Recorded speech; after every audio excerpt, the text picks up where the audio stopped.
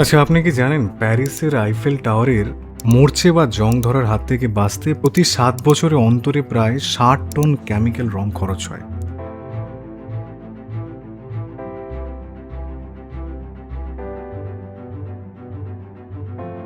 এবং খরচ হয় প্রায় কোটি কোটি টাকা।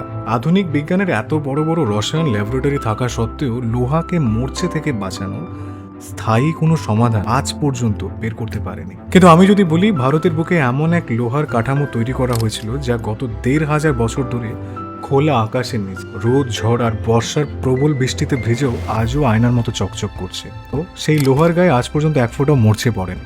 দিল্লির মেহরাউলিতে কুতুব মিনার চত্বরে দাঁড়িয়ে আছে এই রহস্যময় লৌহস্তম্ভ বা আয়রন পিলার।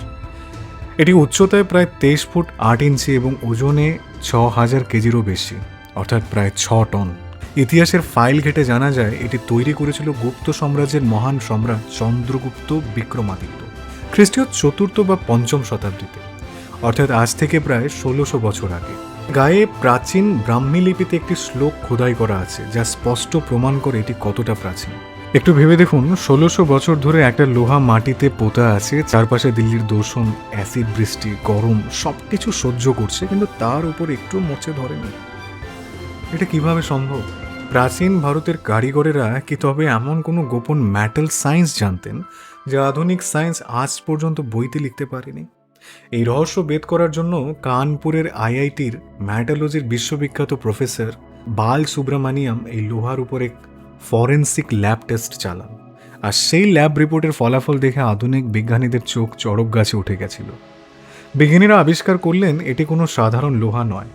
সাধারণ লোহা যখন বাতাসের অক্সিজেন আর জলের সংস্পর্শে আসে তখন কেমিক্যাল রিয়াকশনের মাধ্যমে তার গায়ে আয়রন অক্সাইড বা মরচে তৈরি হয়, যা লোহাকে ভেতর থেকে খেয়ে শেষ করে দেয়।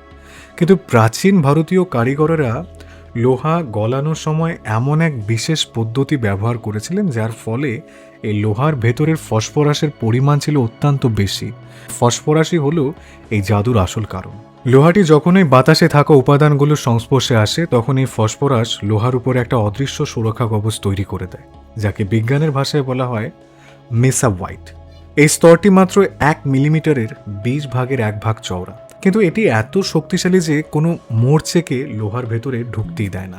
আজকের দিনে বড় বড় স্টিল ফ্যাক্টরির লোহা তৈরি হয় অত্যাধুনিক ব্লাস্ট ফার্নেস বা চুল্লিতে, যেখানে কম্পিউটার দিয়ে তাপমাত্রা নিয়ন্ত্রণ করা হয়। আর আজ থেকে 1600 বছর আগে আমাদের পূর্বপুরুষরা কোনো কম্পিউটার বা থার্মোমিটার ছাড়াই কিভাবে বানালো এত টন লোহার স্তম্ভ? সির্ফ হাতুড়ি দিয়ে পিটিয়ে পিটিয়ে, নাকি এমন কোনো টেকনোলজি ছিল যা আমাদের ভাবনার বাইরে? কোন পদ্ধতির সাহায্যে একটা 6 টনের খাঁটি লোহার স্তম্ভ বানিয়ে ফেললেন তারা, যার সমকক্ষ লোহা আজ কোনো মডার্ন ফ্যাক্টরি তৈরি করতে পারে না? আধুনিক বিজ্ঞান লোহাকে মরচে থেকে বাঁচাতে কেবল রং করা বা গ্যালভানাইজেশনের মতো ক্ষণস্থায়ী পদ্ধতি জানে। আর আমাদের পূর্বপুরুষেরা এমন এক স্থায়ী রাসায়নিক অনুপাত আবিষ্কার করেছিলেন যা লোহাকে চিরকালের জন্য অমর করে দিত।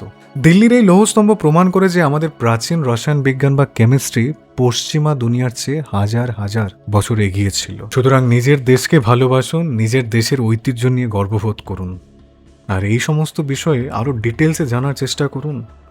তবেই তো ভারত সম্পর্কে জানতে পারবেন। ভিডিওটা সকলে শেয়ার করবেন কিন্তু। ভারতীয় সংস্কৃতি নিয়ে গর্ববোধ করলে কমেন্টে অবশ্যই লিখুন জয় হিন্দ, জয় ভারত। দেখা হচ্ছে পরের ভিডিওতে। ভালো থাকুন, দেশকে ভালো রাখুন। ধন্যবাদ।